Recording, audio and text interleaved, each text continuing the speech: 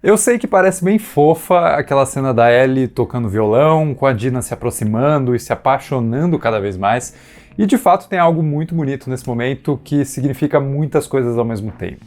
Ela significa a Ellie lembrando do Joe e das aulas de violão que teve com ele, significa ela fazendo uma pausa momentânea no seu propósito vingativo e se permitindo pensar numa lembrança boa e não só naquela última imagem horrível do Joe estatelado no chão. E também significa ela dizendo pra Dina o que ela gostaria de dizer há algum tempo, né?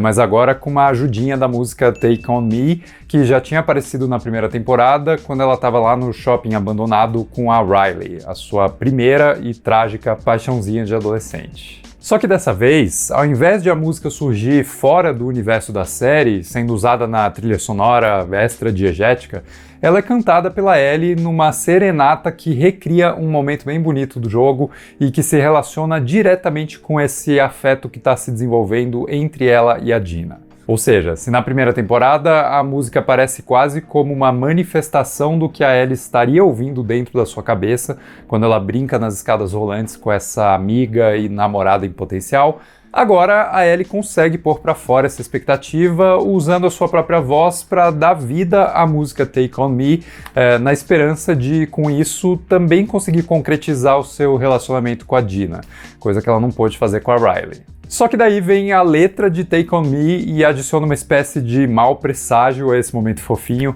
quando a Ellie canta I'll be gone in a day or two, eu terei ido embora num dia ou dois, sinalizando algo que é uma verdade bem inescapável nesse universo de The Last of Us. A verdade de que tudo nesse contexto é efêmero, tudo passa, tudo vai embora, nenhum relacionamento consegue durar e por mais que essa serenata no violão fale sobre um encontro apaixonado, essa jura de amor vem com data de validade. A gente pode não saber quando ou por que essa separação vai acontecer, mas ela virá, num dia ou dois.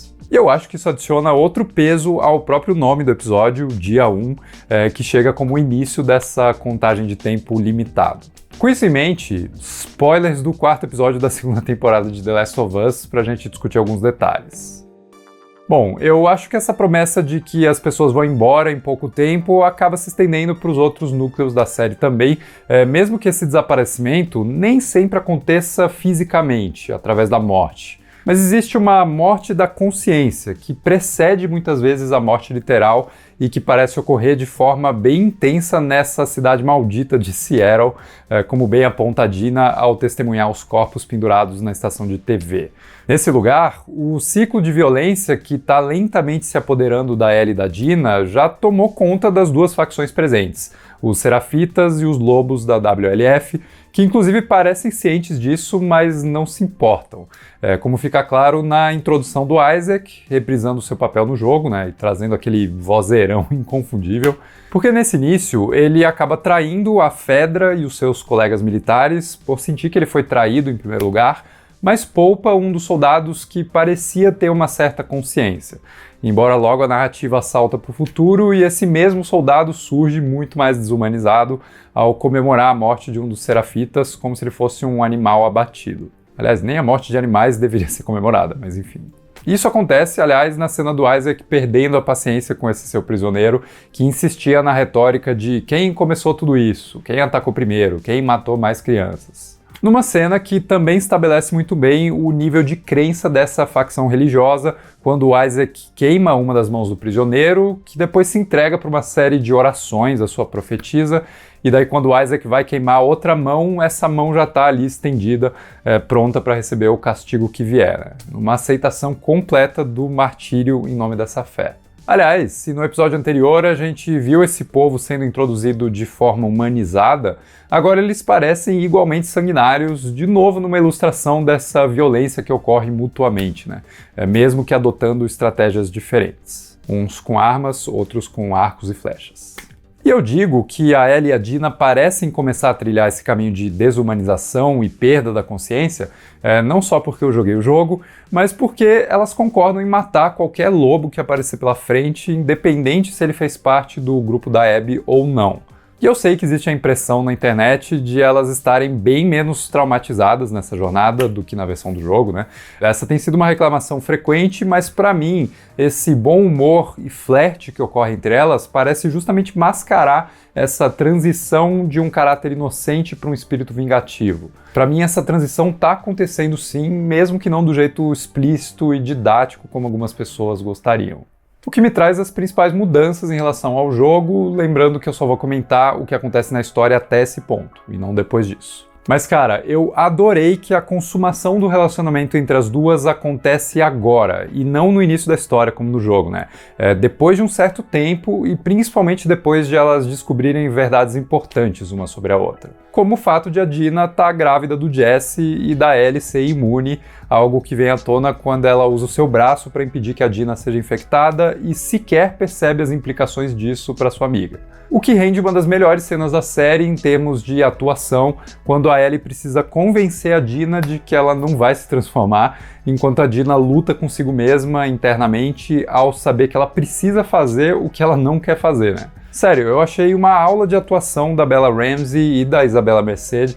Dá pra ver muito a Ellie raciocinando cada vez mais desesperadamente, tentando achar um jeito de convencer a Dina desse segredo impossível que ela dividia com o Joe.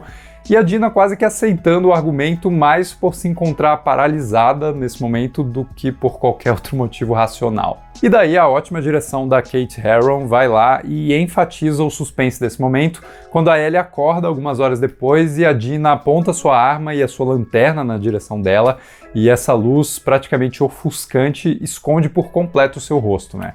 Numa imagem que impede a gente de enxergar qualquer expressão facial da Dina e saber se ela está acreditando ou não nas palavras da Ellie.